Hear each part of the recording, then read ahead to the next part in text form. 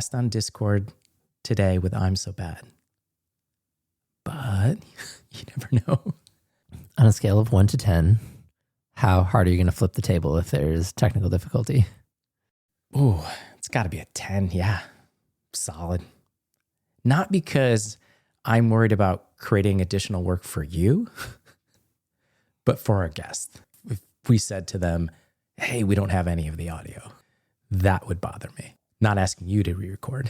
Fine with that. Sure. I mean, we do have history of re-recording entire episodes.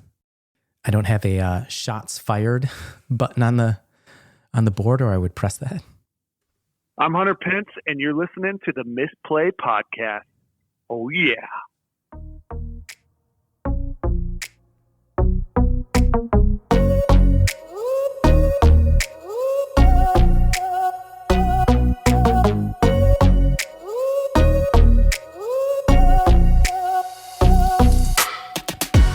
Hello, and welcome to the Misplay, where we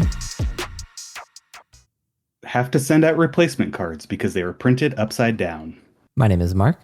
My name is Jason. Today we are joined by Drew Corkill. He is a UI UX designer with a passion for board games. Maybe most notably, Drew works closely with Gabe Barrett of the Board Game Design Lab. Tell us about your Misplay first, Drew. Yeah, so that one happened fairly recently. We did an update pack for the Rome game that we did a reprint on, and Joe, the designer, wanted to switch the backs of some of the cards so they flipped over better.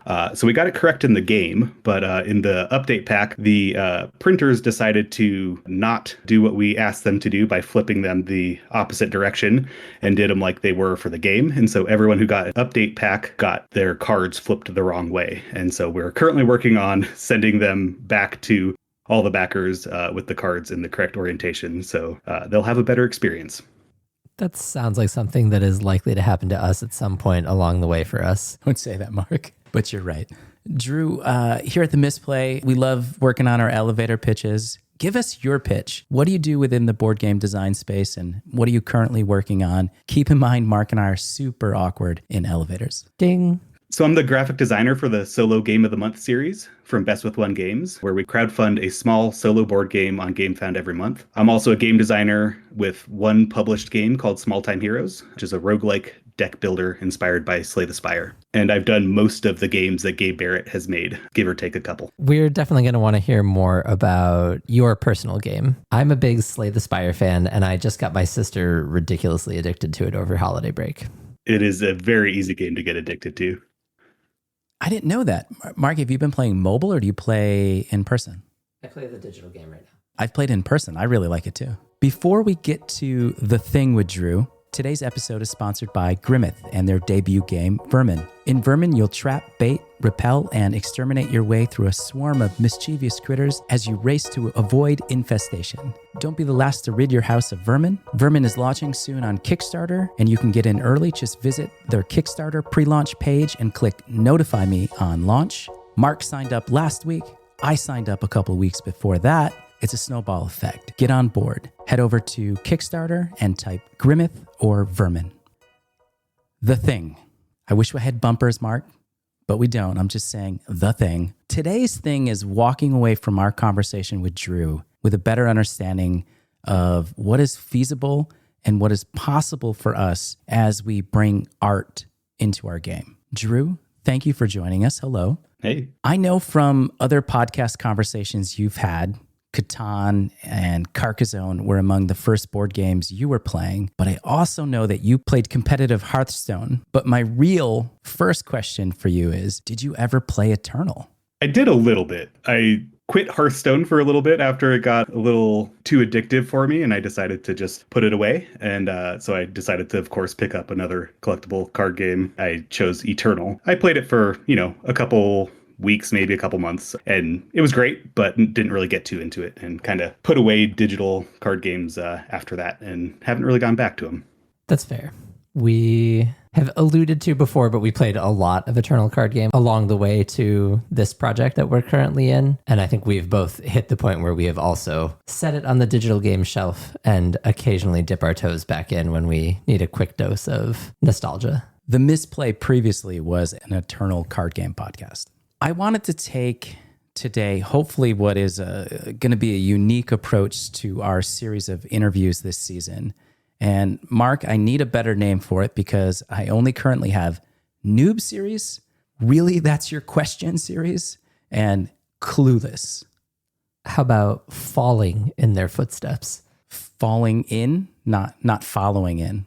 When you said you didn't like the series title. I didn't. So, but fall in? Yeah. That could be a thing. Either way, I want to approach this from the lens of I don't know what I'm doing, and I'm not going to be afraid to ask a question that makes me sound like I don't know what I'm doing. So, Drew, I know you know a little bit about our situation, having been a member of our Discord community. We have a game. It's abstract in nature at the moment. We're layering in a theme. You've heard us talking in Discord about a star theme. We want to take it to crowdfunding this year, but we need art. What have we done wrong already from what you've seen? Nothing. I think you're actually approaching this perfectly. You focused on your core gameplay. You haven't worried about art until you're actually ready to start thinking about crowdfunding. A lot of people spend money and focus on art before they even have a good game. And they do this because it's really fun to look at good art. And it's really fun to do art direction. But really, I feel like they're just procrastinating and potentially wasting money because you don't know if your game is going to go anywhere until you know it's actually good. The one thing I would say that maybe you guys have done a little wrong is calling everything art. I'm a graphic designer. They're two distinct things, graphic design and art. Graphic design is going to be a cost that you will have to look at, and art is going to be a cost that you're going to have to look at. And they're done by two separate people, generally. Sometimes you can find the person who can do art and graphic design, but most of the time that's not actually true. Separate the roles for us a little bit. I have a vague guess at graphic design is more about the visual display, the page layouts, the kind of like the visual design and technique pieces that go into making a game legible, present professionally. Whereas the art, I'm picturing like the art at the top of a Magic card or your Hearthstone card, where it's really just the creative expression of something in the game that expresses the flavor, the world, the setting, the characters. Yeah, I think you got that pretty much spot on. The way I look at it is the art's pretty much anything visual that's drawn by someone, and the graphic design is pretty much the rest of it. So taking that art and putting it into the components that you want, or doing the rule book, or doing the Kickstarter page, or placing an icon on a tile. All of that is graphic design, whereas the art is really just the pieces that will go on top of the graphic design. Well, we appreciate that. I guess we have to rename. We're not the Misplay. Doing it right. But yeah, no, I definitely have that gap between what I think Mark and Drew, you explained it very clear, kind of the difference between art and graphic design. So keep in mind some of the questions that I have for you. I'm really asking you more as kind of, an expert in the field and not necessarily as a specific artist. So with that, before I ask this question, Mark, I have to just let Drew know, we came into this, we have certain skills, Mark. We're educators, we're teachers. You're really good at dance fighting, right? I'm really good at Mario Kart. There's things that we're good at and we know how to do. I have a little bit of a business background. You play some music. Neither one of us can draw a picture. We came into this totally without that. We've said it before, it's kind of our Achilles. Here's my question. And I think there's other people out there like us. How crazy have I been this whole time? Kind of hoping somewhere someone will come across us and be like, oh, I want to be a part of that. I kind of want to start with you guys at the bottom and help you build this game with art or graphic design. It's not super crazy, but I would also say that it's fairly unlikely that that's going to happen. That being said, the way I started working with Gabe is I was listening to his podcast and I decided to offer him graphic design for free. And so I got in contact with him and he asked me to do a project and he was like, oh, you're actually good at this. Let me pay you. And then that was about 10 years ago and we've been working together ever since. So it can happen. But most people who do this want to be paid. Jason, we need to pay our artists. Look, I had always hoped pie in the sky that somebody would just fall out of the sky. But, I was just hoping, fingers crossed type thing. I will say I do listen to your podcast and I am a graphic designer. So who knows what could happen there. There we go. You heard it here first. Welcome to the team. We'll send you the information about the partnership agreement. Yep. Mark, I have said to you that I don't expect anyone to do free art for us. And in fact, I reached out this month to a couple of artists and gave them some parameters for a sample card. Really, I'd never done that before, and I wasn't sure how to talk about how you ask that first question to an artist without offending, without lowballing, without paying more than you need to. So I was curious, Drew, if you knew, like, roughly, if I'm reaching out to artists for sample cards, what's kind of the right way to approach that? I think the best way to approach it is just to be honest and upfront and tell them that you don't know a lot about it. And most of the time, they won't try to gouge you with prices. I would say we're probably fairly honest people and we know what we charge. And so come at it with honesty and say, hey, I'm new. What do you charge for a piece of art? Do you charge hourly? Do you charge by piece? I would say hourly is probably more for a graphic designer. Artists generally charge by the piece, but who knows? Maybe someone will charge it hourly. And maybe go in with some examples, like want to see something that looks like this. Can you do that? That will give them a sense of like the complexity you're looking for, the style you're looking for, and it'll give them a little more direction into what you actually want. And that being said, I would say look into websites like ArtStation or go on to Board Game Geek and find an artist from a game that you like and reach out straight to them and just ask them those questions. Jason, I know you've also looked for artists on Board Game Geek and in other places where you can find artists. And I think the missing piece to me is you had a goal of find art that I like and then talk to them about doing our game.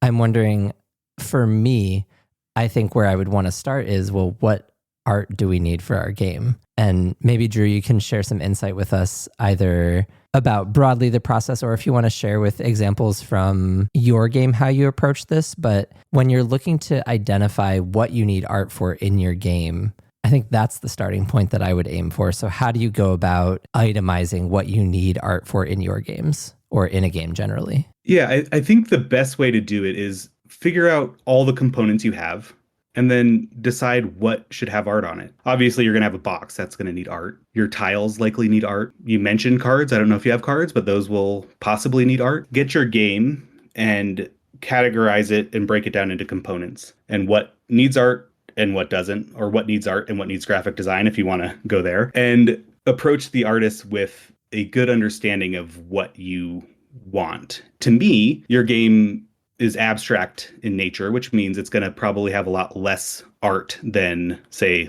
a digital card game. And so really thinking of your game as a product is generally what I like to do, and overall getting an overall vision of what that's going to look like. And so for you guys, really considering what needs art, where the art will shine, and go to the artist with a clear and concise thing saying, I need 5 pieces of art for tiles, 3 pieces of art for cards, and a box.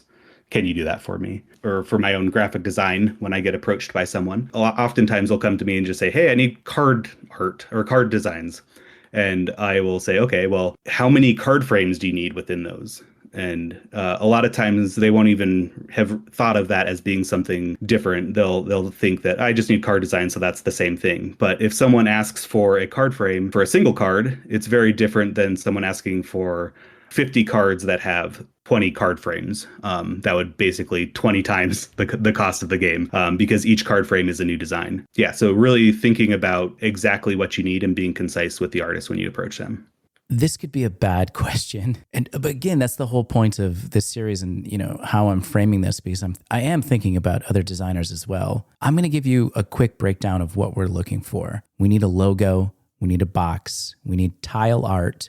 It's 4 different images for, what is going to be a total of 24 tiles. We need 12 cards with our constellations on it and 3 star charts, which really, the star charts is really a graphic design thing, because once we have the images for the constellations, then we just need the graphic designer to put them together for the star chart. So in your experience, if this was your game and you were going to an artist for the logo, the box, the tile art, and a dozen cards, I know that this answer is going to be wildly different depending on who you go to. But for just that part, not the graphic design yet, what would you expect to pay? So the box is going to be your most expensive piece. And with your game, I think it's going to be probably the most artistic piece of it. So I would guess you're going to be paying anywhere from $300 to $500 up to $2,500 for some box art. For the cards, I actually have a couple questions about those. From my understanding, the game is based on patterns that are made of the different colored tiles or the tiles that will have art on them at some point. Are you going to need actual art for the constellations, or is it just patterns made up of your tiles? True. Spoiler alert. I'm going to talk to you about something that we've been working on behind the scenes that we haven't really announced yet or brought to anybody yet. So would also love your opinion on it as well. Initially in my head, there's a shape. To me, it's always been rocket. When we play, I call that one the rocket. And in my head, when we were going to ask somebody to create a card, and when I originally reached out to some artists, I said, yeah, it needs to show these 5 positions, but it should also have lines that demonstrate that it is a rocket. So there would be some additional art on the card. However, internally, there's been some really great ideas thrown around that maybe we don't. Maybe we do just keep it as the kind of neutral tiles, because we have this idea that what we can do is make the game a little bit legacy and allow other people to name the cards themselves. So the first person who wins with a particular pattern, they get to name it. So they would write with some sort of permanent marker on the card that this is the name and I get to name it. And that's just what it's called when we play this game. So we have scaled back the art on the card. But also, what do you think of that idea? I mean, I think it's a fun idea. One of the things that I know that is great for game design is to like make something visceral for someone. And that's why the legacy games have, gotten as popular as they are, is because you actually, some of them, or Pandemic Legacy, when the first one, you actually rip the card up, and nobody wants to rip a card up, but doing that made them like the game more. And so I like the idea. Drawing on your own game is good for some people. For some people, it's not. But I do think it's a fun idea. So I would say go for it, but maybe also have like rocket in parentheses or somewhere. So if someone doesn't want to do it, they don't have to. So to answer your question, we're hoping for a limited amount of art on the card. Cool. Yeah. So then at that point, it's mostly graphic design. You're not going, if you don't want art, maybe you're getting like a background or a space scene or a grass, scene that will be like the frame of your card. 2 kids looking up at the sky with the constellation above it. So there might be a little bit of art. There also might not be any art, and it could just be straight graphic design, especially because you're doing an abstract game. For me personally, when I've listened to your podcast and you guys talk about it, I think there's a way to do this and make it beautiful and simple without much art, which I think probably helps with you guys not having that much money to spend on art. Go on. In my head, what I see of your game, and I don't remember which one of you talked about wanting the game to be beautiful and have, wood pieces and that whole thing. But the way I've seen the game in my head, as you guys have talked about it, is a very simple board that resembles a sky. And then each piece, similar to the ones that Tor made for you, I would use that style of incorporating the UX into it, but I would go a little more very thin line, beautiful star like you would see on like an old astronomy chart. Then those stars will actually look like they make up a constellation as you're putting them together. And so very like dark blues with like gold stars. If maybe you could do a stretch goal where you have some foil on them or something like that would be kind of cool, but very simple, very minimal, and very beautiful. That's kind of where I've always envisioned your game. Now, it clashes a little bit with the idea of kids gazing up at the sky because, it's not this beautiful astronomy chart. But I do think the abstract nature of it, it would sing really well to have a very simple and beautiful design for the game. And we'll wrap it there. Point for the beautiful aesthetic design. Thank you. We'll see you on next week's show. That has been... Yes, that has been Mark really pushing. And look, it's not that I don't want anything beautiful, Mark.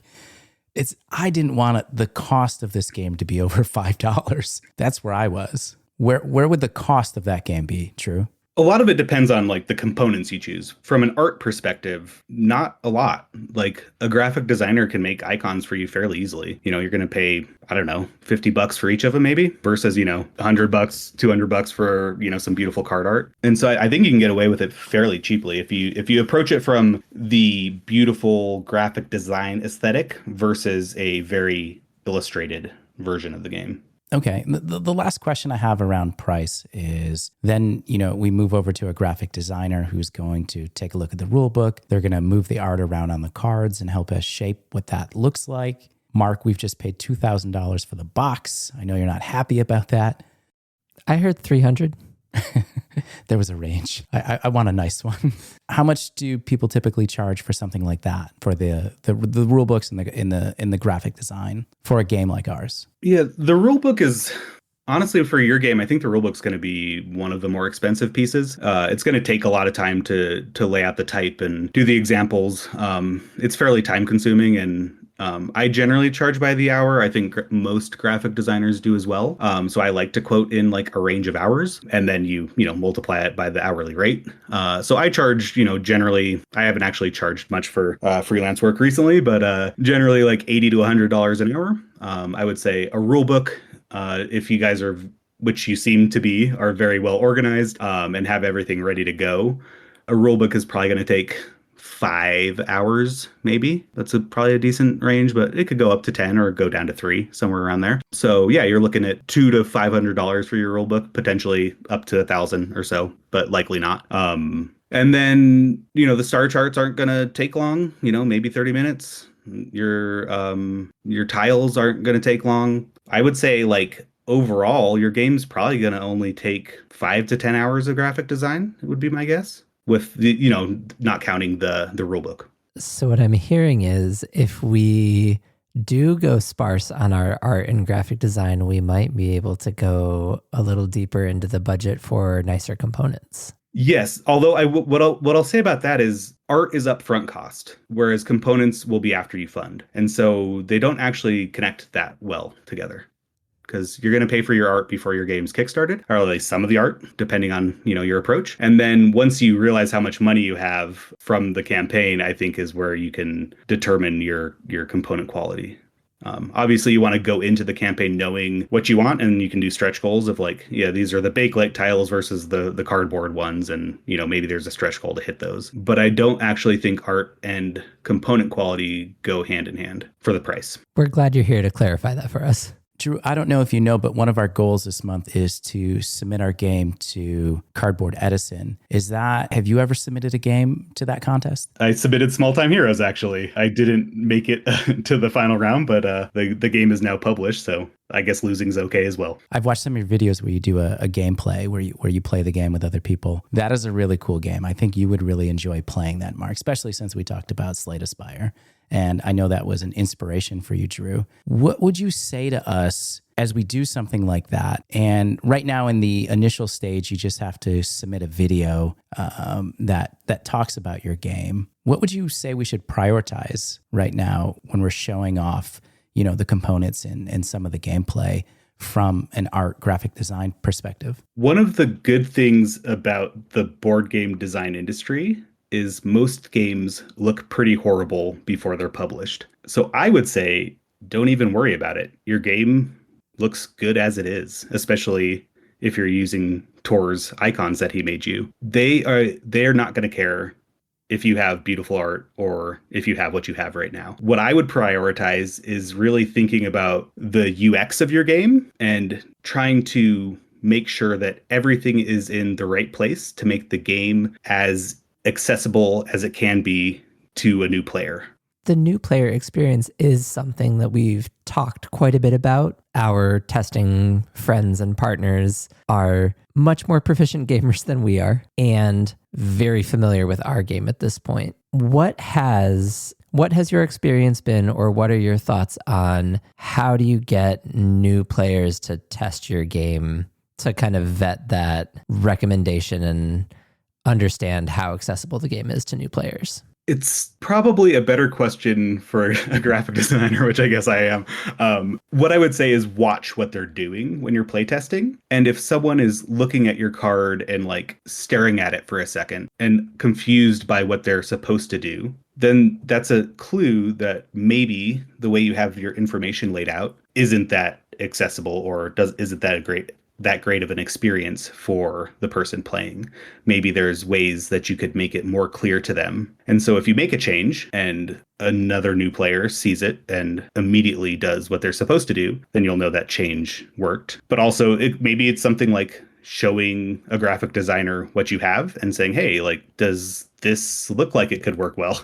Do you see any problems with what we're showing and how we're showing it? Just showing it to someone else and asking someone who knows what they're doing and asking if they see any problems. But yeah, like watching them play the game, and if they're struggling, if a player is making the same mistakes with the same card, that's an idea that maybe something's wrong. Let me stop you right there.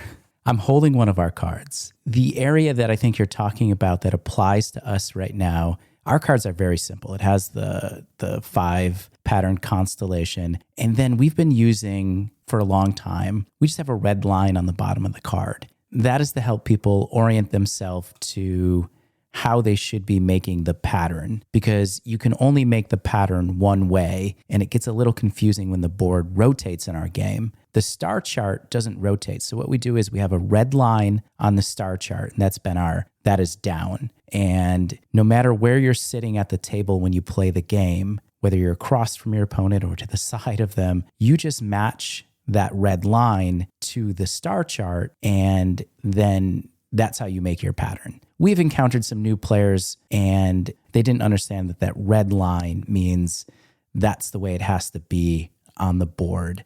So the best example is the T. To my perspective, it's an upside down T. To Mark's perspective, he sees a T when we play. And so we just use a red line. So that seems like it would be the closest graphic design question and confusion for a new player. I don't know if you have any thoughts on how we're doing that. I mean, I think that's a great way to show what you want by having a line on the bottom of the star chart and on the card. If there is confusion, something as simple as some text that could say bottom on the card, and that would show them not only is this line connected to the star chart, but it also means something. And so a lot of times within user experience design, you're chunking pieces together. And so by combining the line with some text that tells the user what they're doing, that will give them more information and less likely to make the mistake. Another graphic way you could do it is, instead of text, if you want it to be a little more graphic on it, you could have the line have like a little arrow on it to make it pointing up.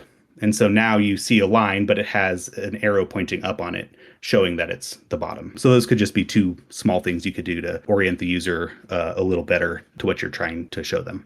When I close an interview with a parent or other service provider at work, or I am ending a phone call with a close friend over the phone who lives far away, I always end those conversations with, what else should I be asking?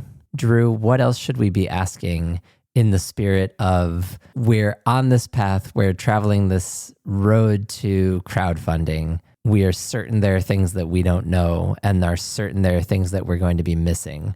For what you know about where we are right now, what else should we be asking?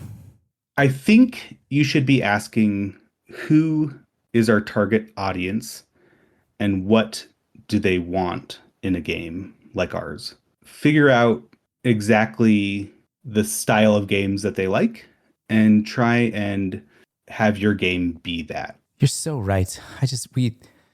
We're over here. We got palms. We got the Misplay logo right now. We're both putting our hands to our head. Crying on the mics.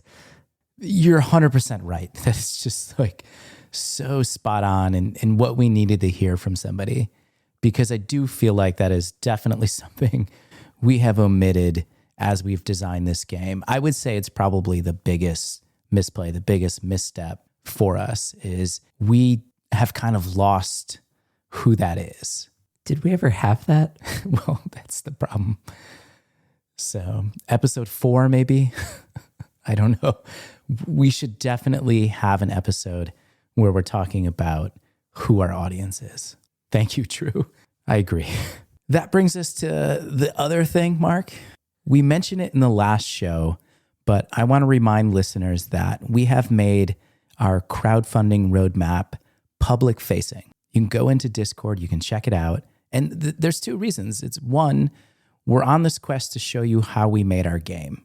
I think we've always tried to be very transparent in what we're doing. And we're hoping in doing this show, in doing this podcast, we're going to help other people who are on the same spot as us. And number two is we'll take and we want your feedback. We'd be happy if you came in to our roadmap and said, ooh, but have you thought about this? Who's your audience? Write that in our roadmap. We would love to hear from people to get feedback and advice. So if you're not in our Discord, please find our Discord. There's links at our website at themisplay.com. That's where you can find us, all of our information. You can even find Drew there in our Discord. Drew, thank you for being on the show. Where else can people find you, and do you have any projects upcoming? Yeah, thanks for having me. It's been a lot of fun. You can find me pretty much nowhere. I don't really do social media very much. I guess you can find me on the Misplay Discord if you want to get a hold of me. There is also the Best with One Discord if anyone wants to join that and see what we're doing with the solo game of the month stuff. When this comes out, I should have my game up on GameFound. Small Time Heroes is the current solo game of the month, doing a reprint of the base game that funded last year and is getting